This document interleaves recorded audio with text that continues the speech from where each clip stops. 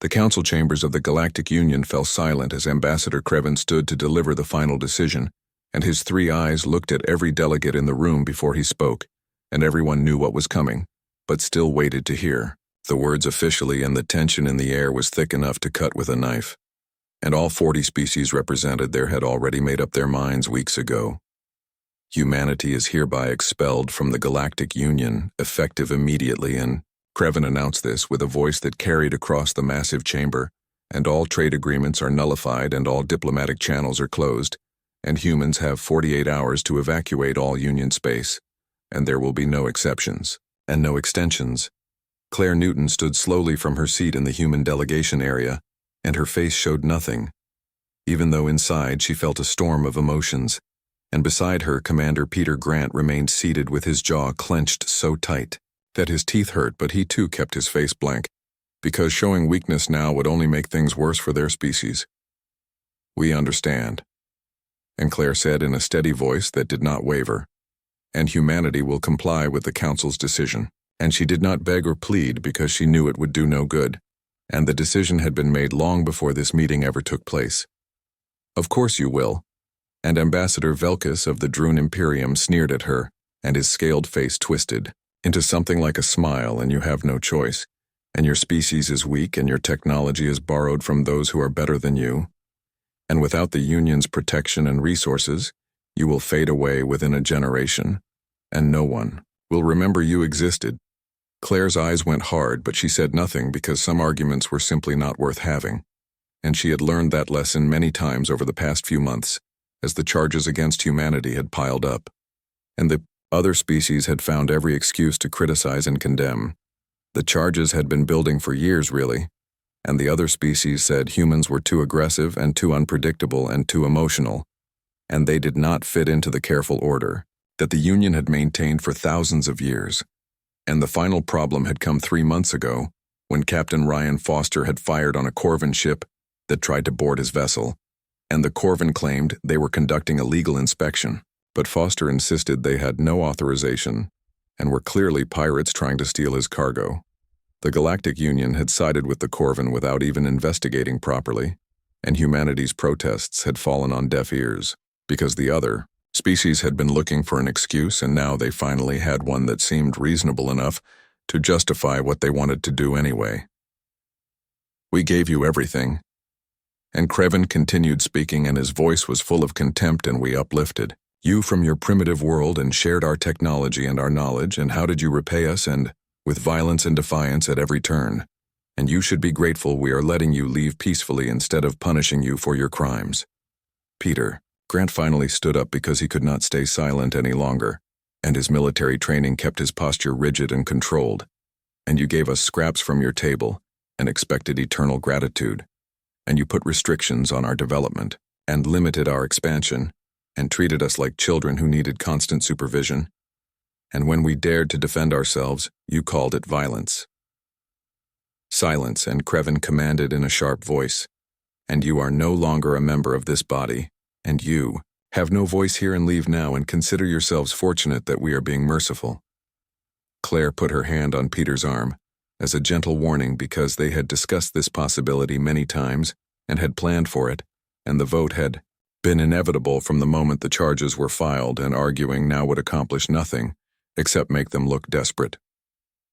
"Very well," and Claire said with careful politeness and humanity, "Thanks the Galactic Union for its past cooperation, and we wish you all prosperity and peace," and her words were diplomatic, but anyone who knew her could hear the edge underneath them, and the promise that this was not finished. As the human delegation walked out of the chamber, Claire could hear the murmurs starting behind them, and most of it was relief and some was celebration, and the troublesome humans were finally being removed from their comfortable and orderly society, and they could go back to doing things the way they had always done them in the hallway outside. Peter waited until they were far enough away that no one could hear them, and they actually did it.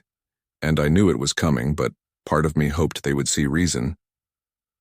"Hope is a luxury we cannot afford anymore," and Claire said, quietly, "and now we have work to do and contact all human vessels and outposts in Union space and begin the evacuation immediately, because 48 hours is not much time." Already done, and Peter confirmed, and I sent the coded message the moment. The vote was called and our people are already moving and we planned for this.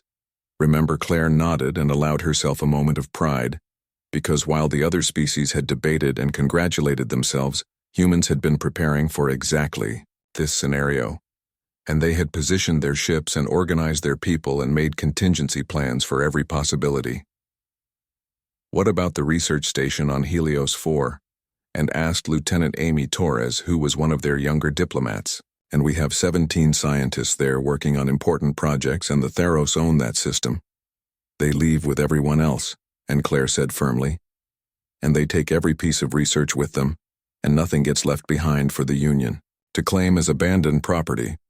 Over the next 2 days, humanity pulled off the largest and fastest evacuation in galactic history, and 347 ships, ranging from massive colony transports to small personal craft, all converged on human-held worlds and stations within Union space, and everything valuable or useful was stripped and loaded and transported, and research was archived and backed up, and trade goods were packed onto freighters. The other species watched with mixed feelings, and most felt satisfaction that the humans were finally leaving. But some felt unease because the evacuation was happening too quickly and too efficiently, and there was no chaos, and no begging for mercy, and instead, there was cold determination and military precision. On the bridge of the transport ship Columbia, Captain Lisa Hayes supervised the evacuation of the research colony on Meridian 7, and holographic displays around her showed the systematic dismantling of facilities that had taken years to build. Last shuttle is loaded and reported her first officer, Jake Peterson, and all personnel are accounted for, and we are ready to depart. Any problems with the Union observers? And Lisa asked. Nothing we could not handle. And Jake replied, and they wanted to inspect our cargo and claim we were stealing Union property. And I reminded them that every piece of equipment on that colony was human-built, and human-bought, and human-owned, and they backed down quickly. Good, and Lisa said with a small smile and plot a course for the Sol system at maximum safe speed. As the Columbia lifted off, Lisa took one last look at the colony below through the view screen, and years of work and building and research were ending because the other species could not tolerate humanity's independence and their refusal to simply obey without question. Their loss, and she murmured quietly. What was that, ma'am? And Jake asked. Nothing, Lieutenant, and just thinking out loud. And Lisa straightened in her command chair. And how many ships are in our convoy? 43, ranging from science vessels to cargo haulers, and the military escort consists of 6 frigates, under Commander Helen Brady's command. Have Commander Brady send a message to all vessels and maintain formation and stay alert because we are not out of Union space yet. The warning proved necessary because 18 hours into their journey, the convoy's sensors detected a Corvin strike group moving to intercept their Path 7 warships, and Jake reported, and his voice was tense and cruiser class with support frigates. And they are demanding we stop and prepare for boarding on what grounds? And Lisa demanded. They claim we are transporting stolen technology and illegal weapons. Lisa's hands gripped the armrests of her chair, and we both know that is a lie. And they are pirates looking for easy prey, and hiding behind Union authority. A new voice cut through the comm channel, and this is Commander Helen Brady to all vessels, and maintain course and speed, and do not acknowledge the Corvin demands, and escort ships go to battle stations now. The 6 human frigates moved smoothly to position themselves between the convoy and the approaching Corvin ships, and they were outnumbered, but they did not hesitate. Human vessels. This is your final warning. And the Corvin commander's voice crackled with aggression, and reduce speed and prepare for boarding, or we will open fire. Helen Brady's response was calm and measured, and Corvin vessels, you have no jurisdiction over human ships, and we are complying with the Union's expulsion order, and leaving your space as commanded, and interfere with this evacuation, and you will answer to the Council. There was a long pause, and the Corvin had expected frightened refugees desperate to avoid conflict, and instead they faced organized military resistance and a commander who knew exactly where the legal boundaries were. You cannot threaten us, human, and the Corvin commander finally replied. The Union no longer protects you from us, and Helen responded coldly. And you wanted humanity gone, and we are leaving. But if you fire on this convoy, And if you harm a single ship, I promise. 6 months had passed since humanity left the Galactic Union, and Ambassador Kreven stood in his private quarters staring out at the magnificent view of the Union's capital station, and everything looked peaceful and orderly, exactly as it should be, but something felt deeply wrong. Status report on human activity, and he demanded from the holographic interface that appeared beside him. No significant activity detected, and the AI responded in its neutral tone. And human vessels have maintained strict isolation within their claimed territories, and no attempts at contact have been made with Union members, and trade silence remains absolute. That was exactly what bothered Kreven the most, and 6 months had gone by, and the humans had not sent a single message, and no requests to reconsider their expulsion, and no attempts at negotiation, and not even angry complaints, and just complete silence. What about their defensive perimeter? And Kreven asked. Unknown and long-range scans of the Sol system are being actively blocked, and the humans have deployed some form of advanced sensor interference that prevents detailed observation. Since when do humans have technology capable of blocking our scans? And Kreven's 3 eyes narrowed. Analysis suggests the technology is new and developed after their departure from Union space. Impossible, and that level of advancement would require decades of research. Nevertheless, the data is conclusive. Kreven dismissed the interface with an irritated gesture, and the humans were clearly bluffing, and they had to be, and probably using some salvaged Union equipment to create the illusion of capability, and it changed nothing, and they would come crawling back eventually. But across Union space, others were beginning to notice strange things happening, and Captain Zephys of the Droon Imperium commanded a patrol squadron along what had once been shared human-Droon space. And for 6 months his sensors had detected nothing from the human side, and no ships and no communications and no activity at all. Then 3 days ago something had changed dramatically. Captain and his sensor officer called out with mandibles clicking nervously. And I am detecting unusual energy readings from the human border, and multiple sources and pattern unknown analysis, and Zephys demanded as he studied the display, unable to determine, and the energy signatures do not match any known Union technology, and permission to move closer for better readings. Denied, and we will observe from current position. And Zephys was not foolish enough to provoke the humans without good reason. And despite the Droon's public claims of superiority, he remembered stories about human captains who had destroyed Corvan raiders, and that kind of capability deserved caution. The energy readings continued for 72 hours straight and then vanished as suddenly as they had appeared. Report, and Zephys ordered, all readings have ceased, as if they were never there. But I am detecting new structures in the region, and large ones, and they were not present before. What kind of structures? Unknown, and possibly stations or defensive platforms. And they are not broadcasting identification signals. Zephys filed a detailed report with High Command and recommended increased surveillance of human space, and the response came back within hours: and observe but do not approach. And the Droon leadership had no desire to be the ones who restarted hostilities with humanity. Similar reports began coming in from other border regions, and the Corvan detected unusual gravitational distortions, and the Theros observed strange particles in space near former human colonies, and the pattern was becoming clear to anyone willing to see it, and humanity was building something big. In the Galactic Union Council chambers, Ambassador Thala raised these concerns during a general session. We should investigate these activities, and Thala insisted, with her tentacles weaving patterns of concern, and the humans are clearly engaged in significant construction projects along their borders. So what? And Velkis responded dismissively, and they are probably trying to rebuild their infrastructure without Union support, and let them waste their resources on useless projects. But what if they are building weapons? And Thala pressed weapons to use against whom? And Kreven interjected smoothly, and against the combined might of the Galactic Union. And that would be absurd, and the humans know they cannot challenge us militarily.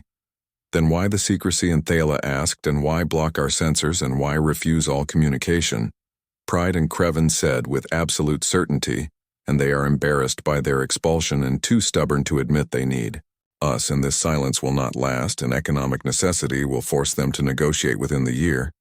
But economic necessity seemed to be working in humanity's favor instead, and reports indicated that independent traders who maintained secret Contact with humans were doing extremely well, and goods of unusual quality were appearing in black markets across Union space, and all bearing subtle signs of human manufacture.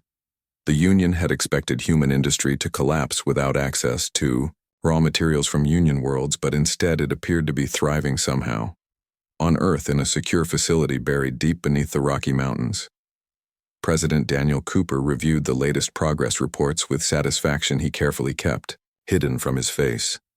The orbital arrays are complete, and he asked General Linda Hazall 48 stations are operational and linked, and the defensive grid now covers every approach to the Sol system, and nothing gets in or out without our knowledge, and the new drives tested and functional, and our ships now have a 30% speed advantage over equivalent Union vessels, and the stealth upgrades are performing beyond expectations as well. What about the Henderson Protocol facilities? Linda's smile was predatory, and we now have 17 fully operational research stations in systems the Union does not even know exist, and our scientists are free to pursue projects that the Union would never have permitted. The weapons research ahead of schedule on all fronts, and Linda pulled up holographic displays showing various designs and railguns, capable of penetrating any known shielding and missiles with AI guidance systems that make them nearly impossible to intercept, and the prototype for Project Hammer is ready for testing. Project Hammer, and Daniel raised an eyebrow, a directed energy weapon capable of destroying a capital ship in a single shot, and the Union has nothing comparable. Then we are ready, almost, and Linda cautioned, and we need another 6 months to complete the fleet expansion, and right now we could defend ourselves successfully, but we do not yet have the numbers for offensive operations if it comes to that. Who said anything about offensive operations? And Daniel asked mildly. With respect, Mr. President, we both know that defense is only the first phase, and the Union will not leave us alone forever, and eventually they will probe our borders and test our resolve. When they do, we will remind them why it was a mistake to cast us out, and Daniel finished, but not through invasion, and we will show them that humanity does not need the Galactic Union, and we never did, and we will build our own networks and our own alliances and our own sphere of influence. Some already have, and Linda mentioned casually, and we have received covert inquiries from 11 different species, asking about trade opportunities or even alliance possibilities.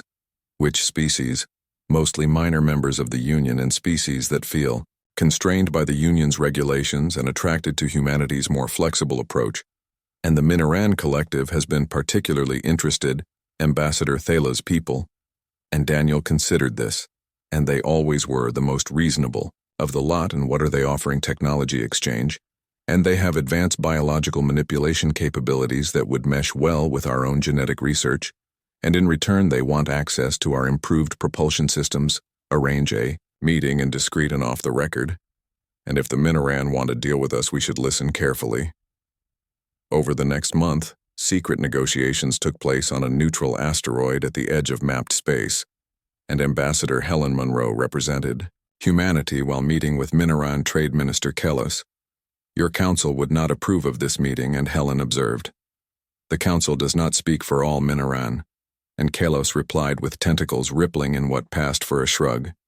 And we have grown tired of being the Union's junior partners and taking orders from species that consider us inferior. And you think humans will treat you better. I think humans will treat us as equals, because you understand what it means to be underestimated.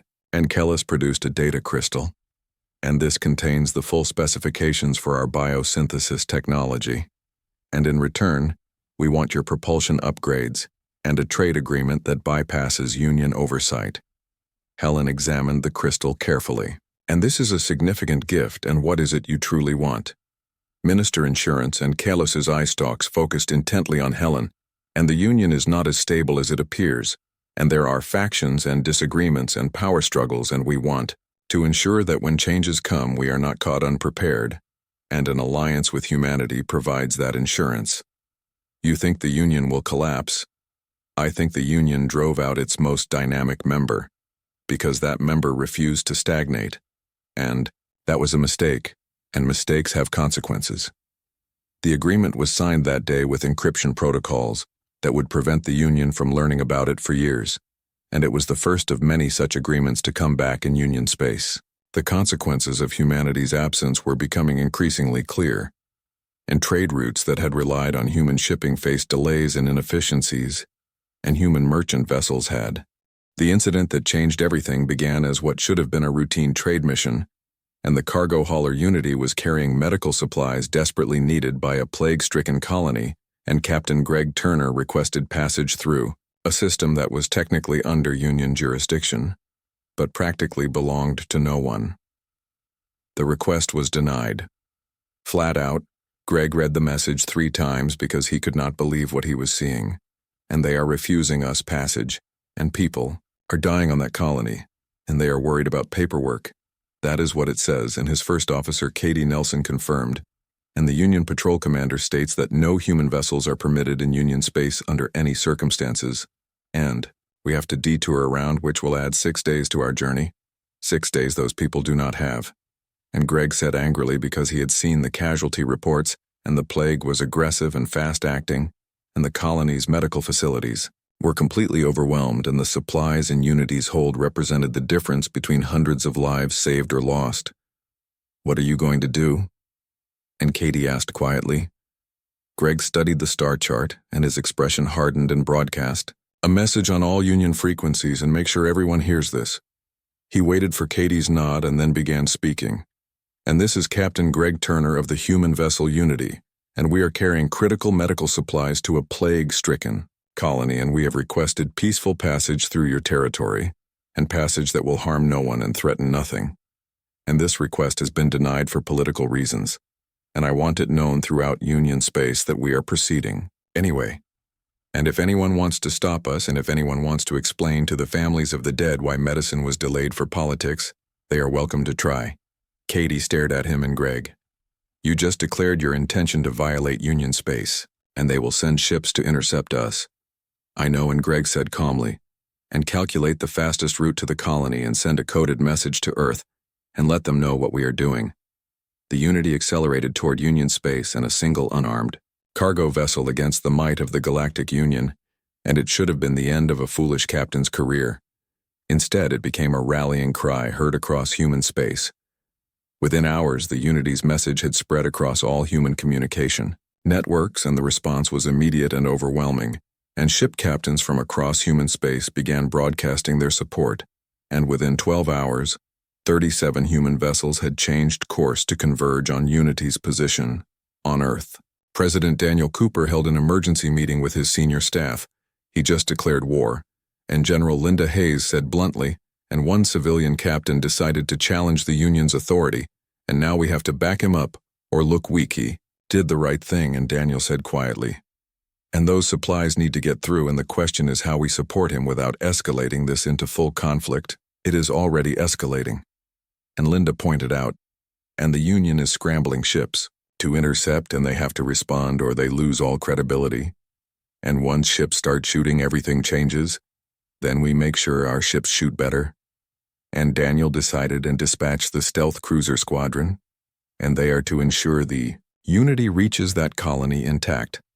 But they are not to fire unless fired upon, and let the Union make the choice about violence in Union space.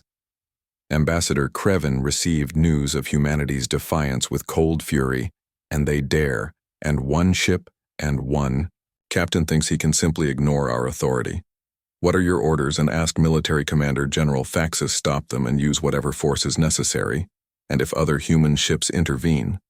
Krevin hesitated because that was the real question, and reports indicated multiple human vessels were converging on Unity's position, and this could spiral out of control very quickly. Minimum necessary force. And Krevin said finally, and disable the Unity if possible, but if they resist, make an example of them. The Unity crossed into Union space 12 hours after Captain Turner's declaration, and immediately 3 Theros frigates moved to intercept with weapons charging. This is Theros vessel, righteous conviction to human ship Unity, and the communication crackled, and you are in violation of Union law, and reduce speed immediately and prepare to be boarded.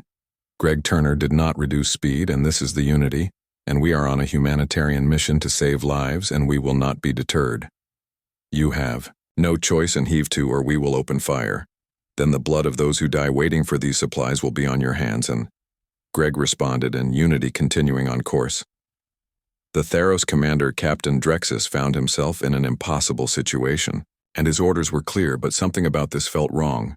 And one unarmed freighter carrying medicine and refusing to stop because lives depended on it, and was this really worth killing? Over orders, Captain and his weapons officer looked at him expectantly. Target their engines, and Drexus made his decision and disable them, but do not destroy the ship. The Theros frigates opened fire, and particle beams lanced toward the Unity, but before they could strike space, seemed to twist, and 6 ships materialized from nowhere and placed themselves between the Unity and the attacking vessels. These were humanity's stealth cruisers, and sleek and deadly, and their presence was announced by sudden active targeting locks on every Theros ship. "This is Commander Nathan Cross of the Human Stealth Squadron," and a new voice cut through the channel, "and you will cease fire immediately, and the Unity is under our protection." Captain Drexus stared at his tactical display in complete disbelief. And 6 ships had appeared without warning and bypassing his sensors entirely. And what kind of technology allowed that? "You are interfering with Union enforcement actions," and Drexus transmitted while trying to keep his voice steady. "We are protecting a humanitarian mission." And Nathan corrected, "and the Unity will reach that colony. And whether you survive to report this incident depends entirely on your next decision." It was a naked threat delivered without emotion or hesitation, and Drexus could see from his tactical analysis that these strange human ships were in perfect firing positions, and if this became a battle, his ships would be destroyed before they could effectively respond. "I need to consult with my superiors," and Drexus said while stalling for time. "You have 2 minutes," and Nathan replied, "and after that we assume hostile intent and respond accordingly." Drexus opened a channel to Union Command and quickly explained the situation, and the response came from General Faxus himself. "You have 6 ships against 3 and call for reinforcements. General, these are not ordinary ships, and they appeared without warning and have targeting solutions on all my vessels, and if I call for reinforcements, this becomes a battle. We might not win." There was a long pause, and finally Faxus spoke again with his voice heavy with reluctance. "And allow them to pass, but make it clear this is not over, and the Unity and its escorts are to leave Union space immediately after delivering their cargo." Drexus relayed the message, and the Unity continued on its way with the 6 stealth cruisers matching its course, and the Theros frigates maintained their distance, but did not withdraw and followed the human ships like angry predators waiting for any sign of weakness. The Unity reached the plague-stricken colony 16 hours later, and transferred its cargo, and the colonists, who were a small independent group of Drayan refugees, wept with gratitude as the supplies were unloaded. "You saved us," and the colony's leader Yethus told Captain Turner, and the Union authorities refused to send help, and said we were too far from major routes to be worth the resources, and then they would not let you help us either. The Union is more concerned with politics than lives, and Greg's face was grim, and that needs to change. The Unity and its escorts departed the colony and returned to human space without further incident, but the message had been sent and received across the galaxy, and humanity would not bow to unjust authority and would not allow innocent beings to die for political convenience. And in the days that followed, other species began to take notice of what had happened. The first to respond was Ambassador Thala of the Minaran Collective, and she requested a private meeting with the human delegation, which was granted immediately. "What you did was reckless," and Thala said without preamble, "and it could have sparked a war. What we did was necessary," and replied Ambassador Helen. "Monroe and the Union seems to have forgotten that its purpose is to serve the people of the galaxy, not to serve its own bureaucracy. Nevertheless, you have placed us all in a difficult position, and the Union cannot allow such defiance to stand, and they will respond somehow. Let them." And Helen said calmly, "And we are prepared for whatever comes. You do not understand." And Thala's tentacles coiled in agitation. "And the Union has the combined military might of 40 species, and humanity stands alone. Do we?" and Helen asked pointedly. "And or are there others who are tired of the Union's rigidity, and others who might welcome an alternative?" Thala fell silent, because she understood the implication perfectly, and the meeting ended shortly after.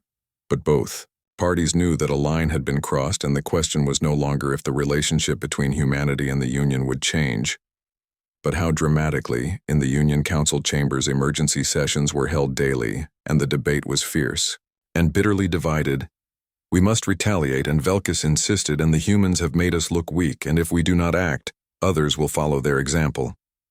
The Union assembled its demonstration fleet over the next 2 weeks, and 30 capital ships and 60 cruisers and over 100 support vessels came together, and it was an armada designed to intimidate and to make clear the vast difference in military power between the Union and humanity.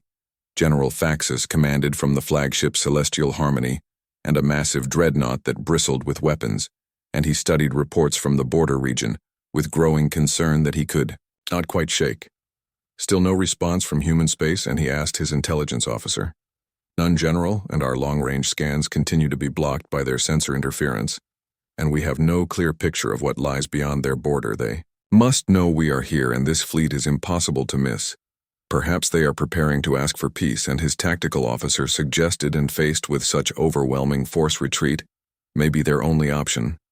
Faxus was not so certain, because something about this situation felt deeply wrong, and the humans had shown themselves to be resourceful and unpredictable. And would they really back down now after everything they had done? The fleet reached the human border and took up position, with weapons powered but not targeted, and a show of strength rather than immediate aggression.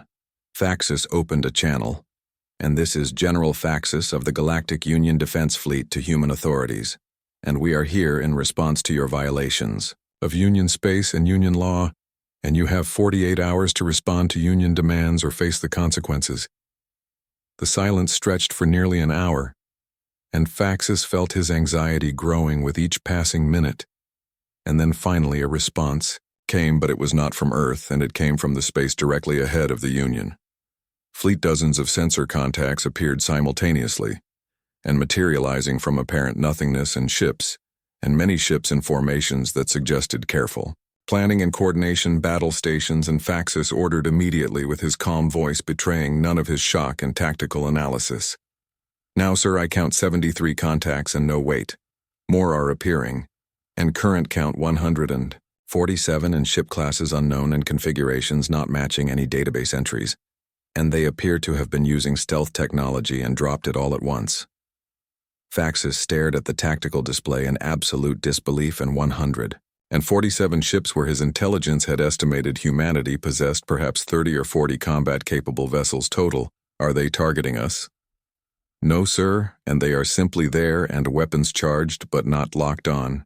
And it is a mirror of our own posture. A communication request came through, and Faxus accepted it and found himself facing a human officer and a woman with cold blue eyes and commander's insignia. I am Commander Jennifer Walsh of the United Earth Defense Fleet, and she said calmly, and you're at the border of human space and state. Your intentions. Faxus gathered himself, and we are here in response to human violations of Union territory, and your vessel, Unity, saved lives that your Union would have let die. And Jennifer interrupted, and is that why you brought a fleet, and to punish humanitarian aid? You entered Union space without authorization. We requested authorization, and you denied it for political reasons. And so we ignored you, and would you prefer we had let those colonists die? That is not the point. That is exactly the point. And Jennifer said with her voice hardening, and you have forgotten what leadership means, and it is not about control, and it is about responsibility. And we took responsibility when you would not, and now you bring a fleet to threaten us for it. We are not here to threaten, and we are here to establish that Union law must be respected. Your law is respected when it is just. And Jennifer replied, and when it serves life rather than bureaucracy. And the Unity's mission was just, and if you cannot see that, then your law has no moral authority. Faxus felt his primary argument crumbling, and this human woman was turning his demonstration of force into a debate about ethics, and, worse, she was winning the argument. Regardless of justification, you cannot simply ignore Union directives, and he tried again. Watch us, and Jennifer said flatly, and you expelled us from your Union, and you declared us unwelcome in your space, and fine, and we left, and we built our own systems and our own fleets and our own alliances. And we will not ask your permission to do what is right. And if that is unacceptable to you, and if you feel you must teach us a lesson, then by all means fire the first shot. But understand this, General, and you are looking at one defense fleet and we have 3 others each equal to this one, and you are outnumbered, and you are outpositioned, and you are nowhere near as prepared for this confrontation as you believe. Faxus looked at his tactical display again, and the human ships were positioned perfectly and creating overlapping fields of fire that would devastate his fleet if battle began, and his intelligence had been catastrophically wrong, and humanity had not withered in isolation, and they had grown stronger, far stronger than anyone had imagined possible. I need to consult with my superiors, and Faxus said, and the words were bitter in his mouth. You have 6 hours. And Jennifer replied, and after that we will consider your continued presence here an act of aggression and walsh out. The channel closed and left Faxus staring at a display that showed his magnificent fleet suddenly looking far less magnificent compared to the Armada. Facing it, open a channel to the Union Council, and he ordered, and highest priority, and they need to know what we are facing here. The emergency session of the Galactic Union Council was unlike any in the organization's long history, and holographic. Images of General Faxus and his tactical displays hung in the center of the chamber, and impossible to ignore or dismiss. This cannot be accurate.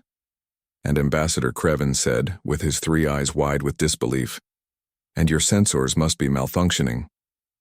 Assure you, Ambassador, our sensors are functioning perfectly. And Faxus replied with his image flickering slightly. And I have verified these readings 3 times, and the humans have at least 147 combat vessels in defensive positions at their border, and their commander claims they have 3 more fleets of equal size elsewhere.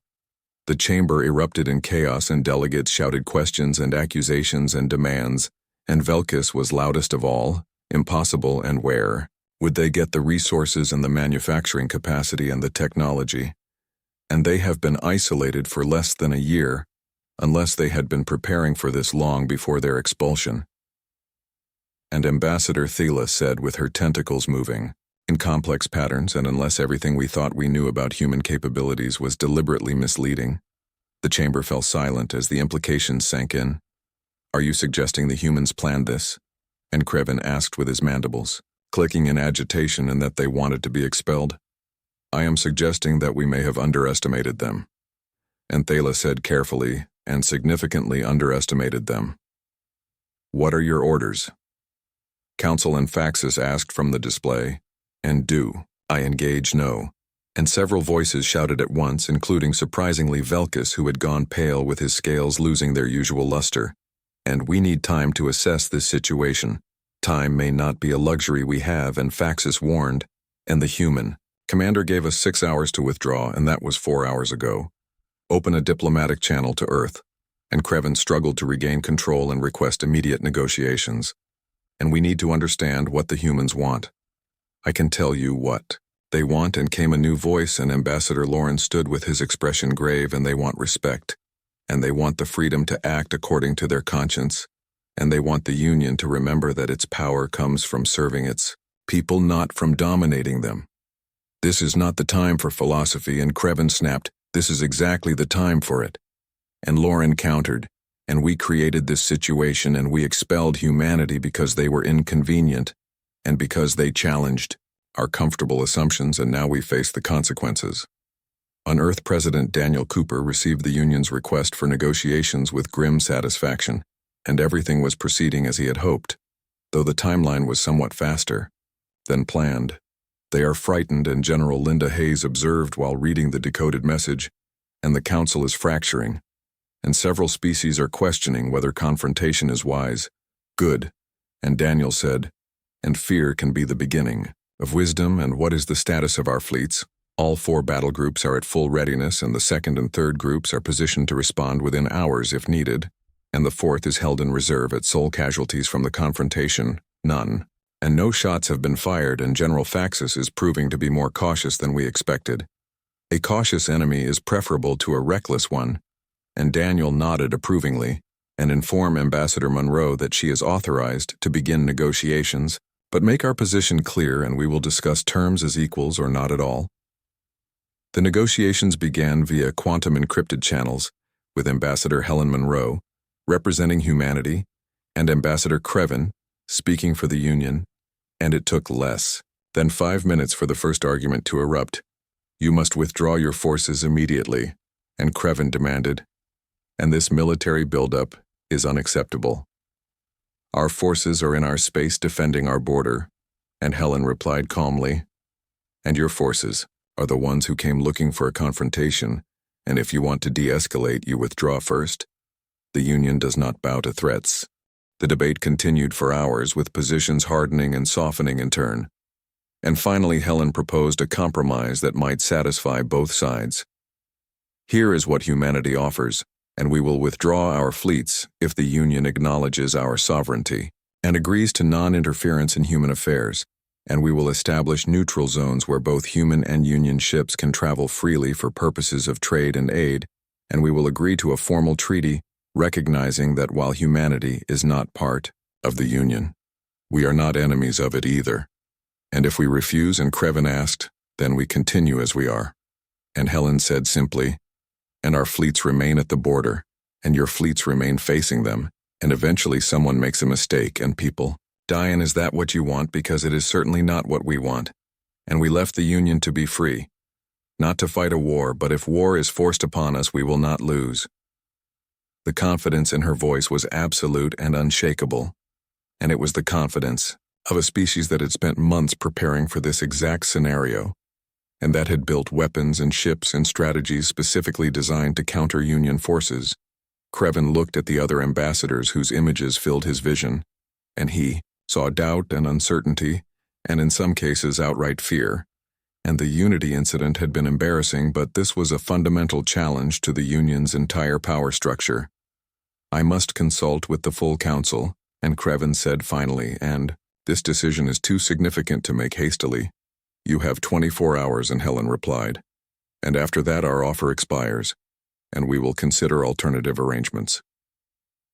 The debate within the Union Council raged through the night, and factions formed and reformed as delegates considered their options.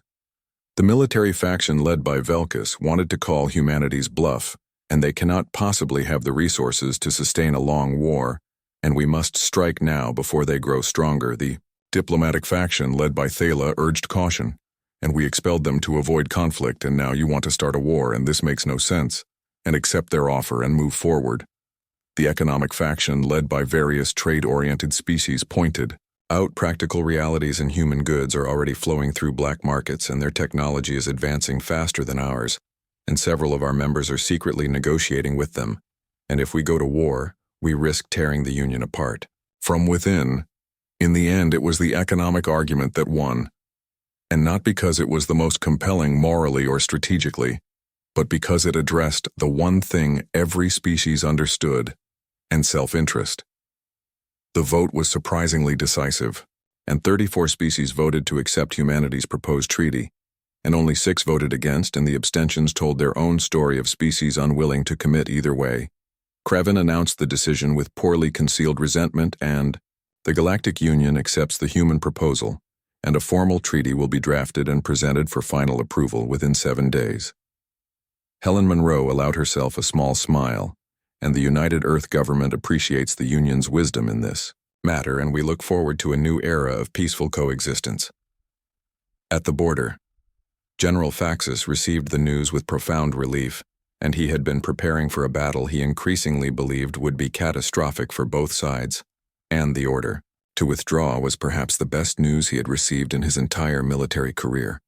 Commander Jennifer Walsh watched on her displays as the Union fleet began its departure, and her executive officer, Lieutenant Paul Anderson, looked at her with undisguised admiration. "We did it," and Paul said, "and we faced down the entire Union and made them blink. We made them think." And Jennifer corrected, "And that is even more important, and they believed we were weak and that we needed them. And now they know better, and that knowledge will shape every interaction from this point forward. Do you think the treaty will hold for now?" And Jennifer considered the question carefully, but this is not over, and the Union still sees itself as the rightful authority in this region of space, and they have compromised out of necessity, not conviction. And eventually there will be another test and another challenge, and we need to be ready for it. The news of the treaty spread quickly through Union space, and reactions were mixed, and some species celebrated the avoidance of war, and others grumbled about the Union's weakness in face of human demands. And a few of the wisest began quietly reaching out to human representatives to explore possibilities for cooperation. Year after humanity's expulsion from the Galactic Union, the galaxy was a very different place, and human ships moved freely through space that had once been forbidden to them, and carrying cargo and providing aid and quietly building relationships. Captain Lisa Hayes stood on the bridge of the newly commissioned explorer vessel Pioneer, and gazing at the star map that showed their current position, and they were further from Earth than any human vessel had traveled before, and exploring systems the Union had marked as unprofitable and therefore ignored. Sensors are picking up something unusual, and reported Lieutenant Jack Morris, and there is a weak distress signal coming from the third planet in this system analysis. The signal is old, and maybe decades old, but it is definitely artificial, and some kind of automated beacon. Lisa considered their options, and they were on a mapping mission with a schedule to keep. But the core of humanity's philosophy was that people mattered more than schedules change. Course, and let us see what we find.